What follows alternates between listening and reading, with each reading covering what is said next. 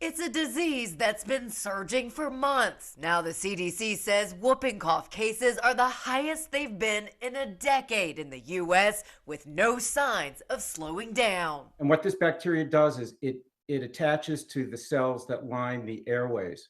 They're called cilia, the sort of hair-like cells, and damages those cells and creates a tremendous cough. There have been more than 33,400 cases reported this year through December 21st, according to preliminary CDC data.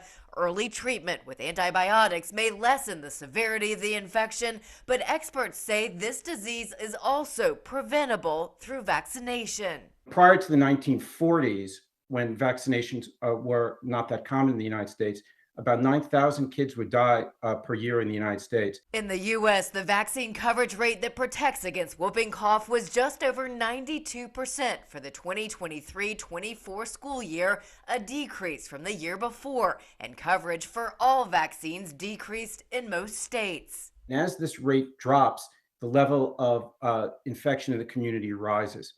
And so far this year, we've seen about 6 times more whooping cough than we did last year. Those at highest risk of getting severely sick include young children, those with certain medical conditions like asthma, and anyone with a weakened immune system. We can vaccinate children, and we really need to get back to sort of a sane environment where parents are really taught that these childhood illnesses are unnecessary. For Health Minute, I'm Mandy Gaither.